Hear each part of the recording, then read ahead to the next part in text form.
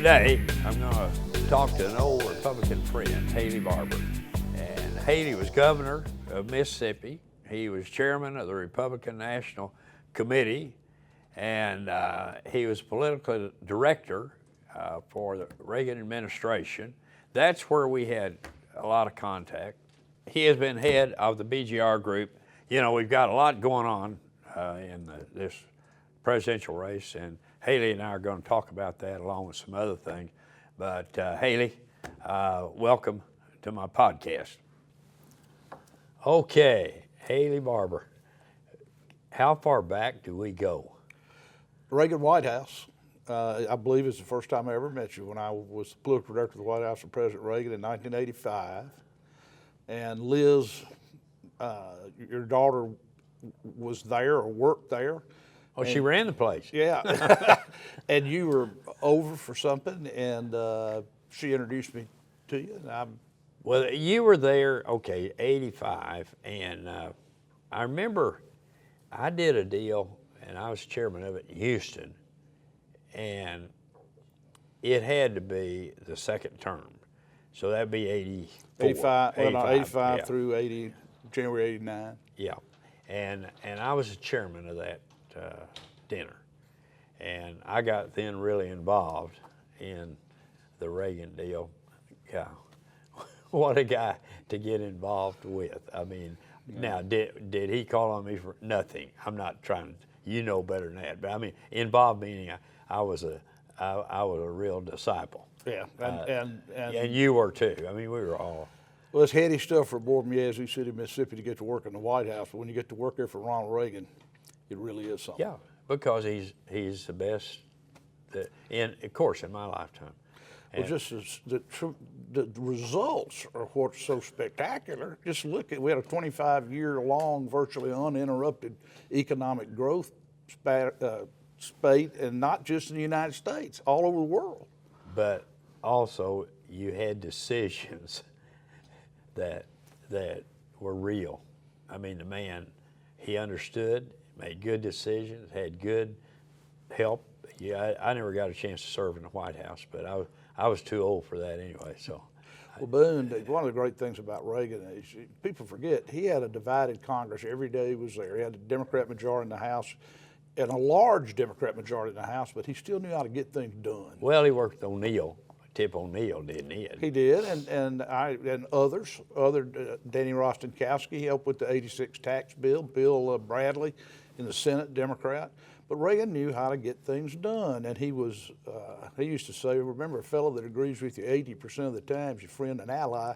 He's not some 20% traitor. And Reagan knew we're not always going to agree on everything. He had an unusual ability, man, and you didn't see that, I don't think. If you go back and look, his history had been good guy, hail fella, well met, and all, and then governor of California, and then go into the role, and that I don't think you knew before he got there what he was. I think the fact that he had been an actor made people underestimate him. I do too. Even though he'd been the president of the Screen Actors Guild, a union president. Yeah. He knew how to negotiate, I'll tell you that. Well, he's always popular too. People liked him. Yeah. Even when they didn't agree with him, they still thought he was He used to say, you know, there are all sorts of people that disagree with me on this issue or that issue, still vote for me. And the reason was they trusted him. They knew he'd tell them the truth. And he knew he'd do what he said, or try to.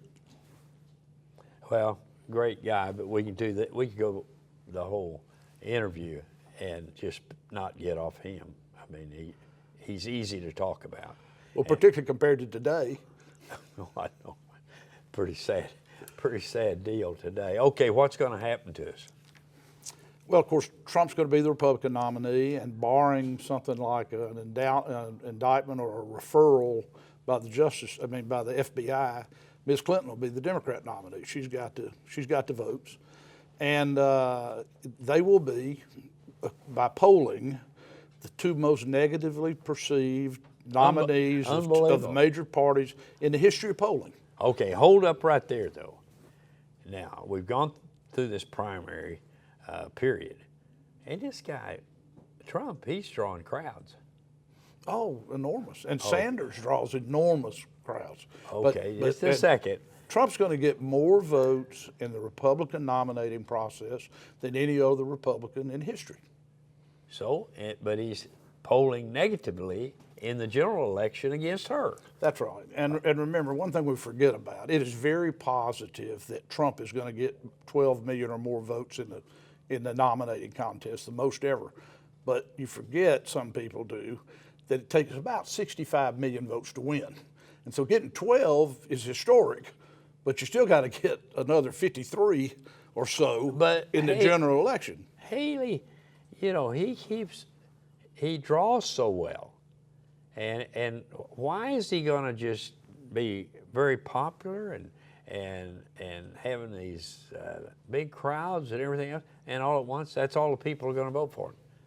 Well, no, I don't think that's all the people that vote for him. I think the point is it takes about 65 million votes to win. Okay. Last time we were about 131 million votes cast. So he's got to get about 65 million votes.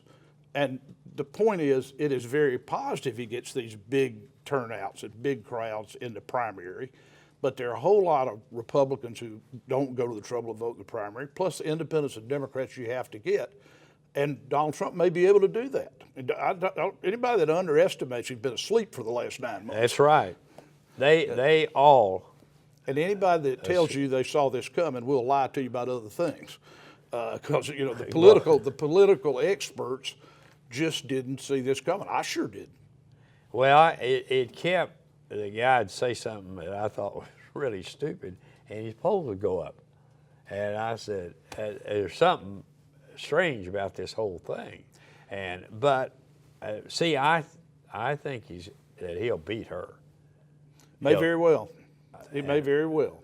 She is, like I say, the second most negatively perceived candidate in the history of polling for President of the United States. So her numbers are terrible. And she is not a good candidate. She does not have good candidate skills. So, and plus it's very hard for a party to keep the White House for a third term. You know, only once since Roosevelt has a party. That was ours. That's right, Bush. Reagan, Bush. It's the only time that's happened in whatever that is, 70-something years.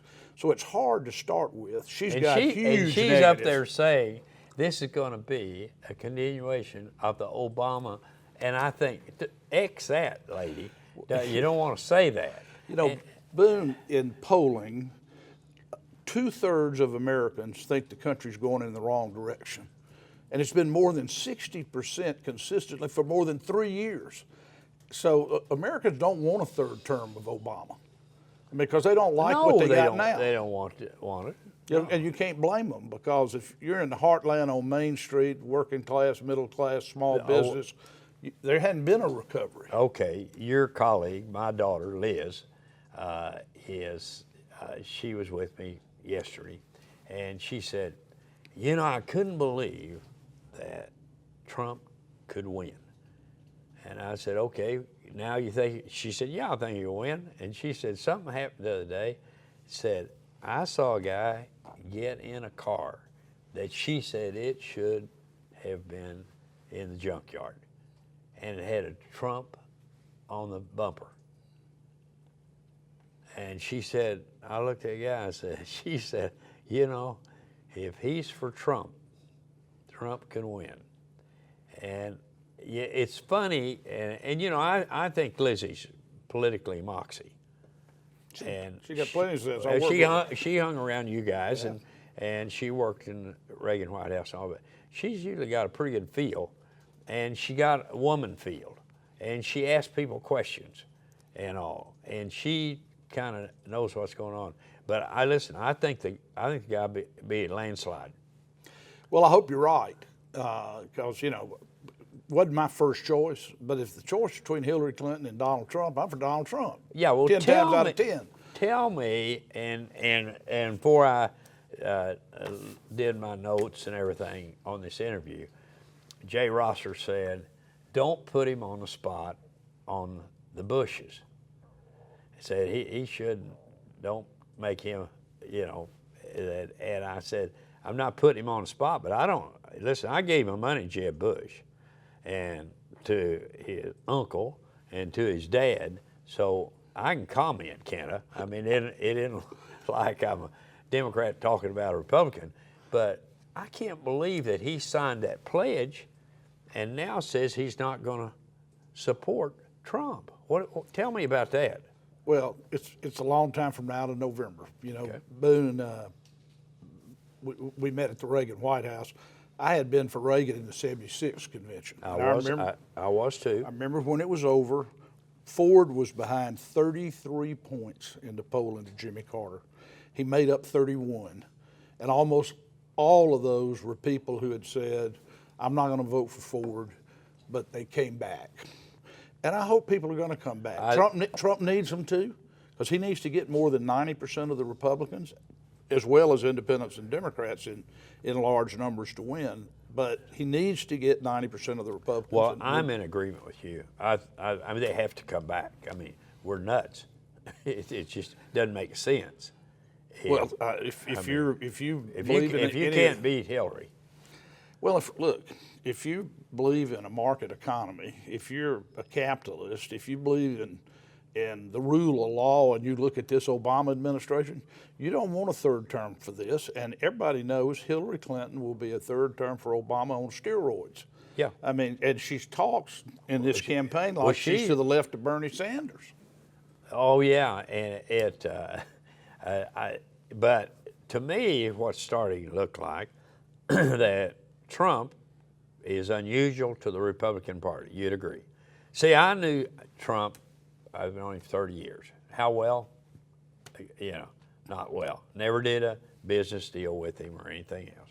But Ace Greenberg was a close friend of mine. You remember him, Bear Stearns. But Ace is from Oklahoma City. Oh, I know that. Yeah, and I'm from Holdenville, 75 miles away. Ace always told me, he said, if you'd have moved to Oklahoma City, I could have taught you some things that would have helped you before you got in trouble a few times. But Ace and I were the same age. He is 6 months older than I was. He died last year, and we were close friends. But where I knew Trump was Ace. Ace was his friend. Okay, so it'd be 5 or 6 couples for dinner at Ace's house. Ace and Kathy would have us there, and I'd look around, and a conversation would start, and I thought I was the token Republican. They had me there, kind of, to laugh at, because Ace, he was dyed-in-the-wool Democrat. But we would be at dinner there, and Leslie Stahl and her husband would be there. And those guys, they're all Democrats. Sure they're they are. liberals, Sure they and I'm proud of it, and all. But they kind of hammer me every once in a while. But I never saw any support from Donald at dinner. I didn't ever remember him getting engaged very much in political talk. I've only met him twice in my life, and certainly didn't foresee his running for president. And candidly, I thought when it started, he would be a flash in the pan. People are mad, and they got good reason to be mad. People are scared. Working class people are scared about this economy, and they hadn't seen anything that looks like a recovery to them. And so they got good reason to be mad, good reason to be scared. And I thought at first that this Trump phenomenon was just people venting. They'd get it out of their system. But I thought he was a sprinter in a long-distance race, is what I thought he was. That's a very good way to put it. Yeah, and everything's going to pass him. But he has had staying power like he has. Nobody foresaw, and he's overcome obstacles. And you mentioned earlier, he said things that when he said them, you rolled your eyes and said, oh, Lord, well, that's it. Well, the first one was on Senator McCain. Yeah. I said, oh, well, that's the end of him. I mean, but people are so mad, they would rather have somebody come up here that they think can tear the house down and start over than somebody who's got experience or somebody that's got this, that, or the other. Yeah, but it came down to me, and old Carl Icahn and I talk about politics, and somebody said, why wouldn't you? Neither one of you know anything about it. So anyway, well, Carl and I talk about it, and he said, if any one of the others is in, there'll be no change. Washington will go along just about like it has. They can't change it because they're part of it, but said the only chance we got for change is Donald Trump. And I thought about that, and I thought, you know, that may be a true statement. Yeah, I don't think that's accurate, but that doesn't make a difference what I think. Millions, tens of millions of voters think that's accurate. Well, it's going to be interesting. I want to go back over your history because you got an interesting history. I know you're a rich guy from down where is it, Delta? Yeah, I'm from the Mississippi Delta. My daddy died when I was 2 years old. My mama never remarried. Raised my two older brothers and me. I went to college on borrowed money and a baseball scholarship, and so I've had. I remember you were a left-handed pitcher. Oh, I was a right-handed catcher. But I dropped out of college in 1968. You didn't finish? Well, I went back, but oh yeah, you're a lawyer. Yeah, that's right. I'm a recovering lawyer now. I used to be a lawyer, but I dropped out of college and ran 30 counties for Nixon in 1968. First time I ever saw a poll, Boone, 6% of Mississippians considered themselves Republicans. Oh, 6. All right, I want to interject something. You know, I was born in Oklahoma. Yes, sir. Okay, and 1928, every county, 77 counties, all went Democrat. Last election, all 77 counties went Republican. My aunt was my school teacher, and she said, children, we're going to talk about politics today. There's Democrats and Republicans. I was in the 5th grade, and she said, I'm the only registered Republican in this county. And I thought that's unusual. My aunt is all by herself. Nobody's on her side. And she added, not because Republicans are good, they're just not as bad as the other people. And you know, by golly, that's the way politics kind of played out for me. Well, I can imagine in Oklahoma, and y'all have party registration, and I can remember in the days when there were 10% of the people were registered Republicans. That your school teacher in your county may have been the only one, but there were not very many in any other county either. No, they weren't. And they didn't have primaries, Republican primaries. If anybody ran, they were uncontested. Yeah. That's pretty well it was when I grew up in Mississippi. Yeah, but incumbents were always running, and they didn't run against incumbents, I don't think. But you go back. You headed the RNC when? I was chairman of the RNC from January '93 to January '97. So the first term of Clinton, when we won control of Congress for the first time in 40 years. We won the House and the Senate in '94. Went from 19 governors to 31. You won that in there. You were chairman. Well, I was chairman. A whole lot of people deserve credit. But we did go from 19 governors to 31. And really, it was a big... But you know who you got to thank for that? Bill Clinton. Sure. And Hillary was doing her part, too. Well, you look, Obama came in, he had the House and Senate. Lost it all. It's his fault. How in the hell we lost to him in 12? It's just unbelievable to me. Well, I think there are a lot of people look at that race and think we should have won, and that the decision to allow Obama to define Romney, actually, I don't know who made that decision, but that's what happened. The case wasn't ever made that Obama deserved re-election. It was all about what's wrong with Mitt Romney. Rich white guy who doesn't care about people like you. Haley, at that point, we had seen 4 years of Obama. If he was allowed to do anything that anybody paid any attention to after 4 years of him, I can't even imagine. But he did.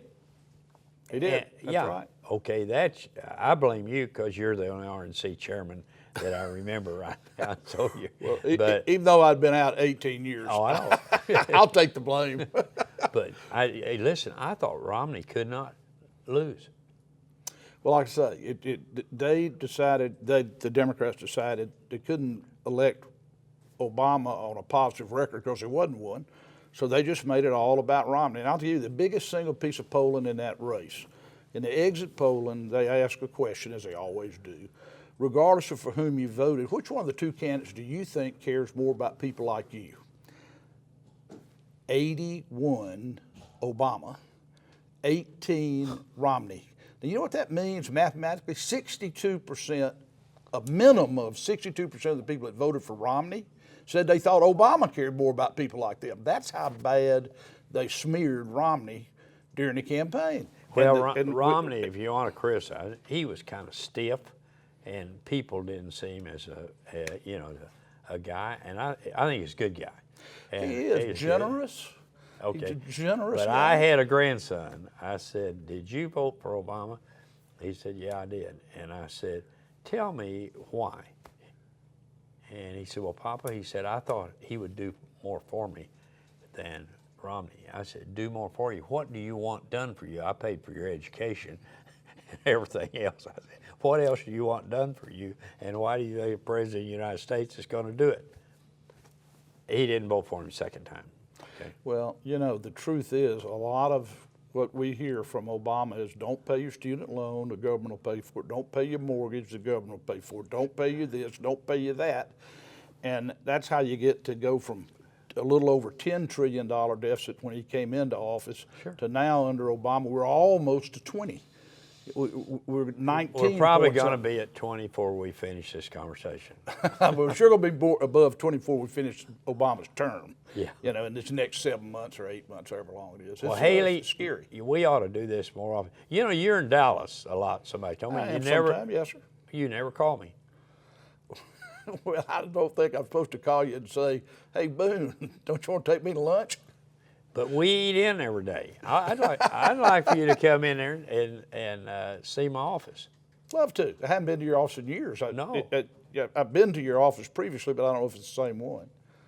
It's not. Okay. I've been in this office since '96, and you haven't been there since then. Okay. Yeah. Probably right. All right, Haley, thanks. Hey, friend. Thanks. Great to see you.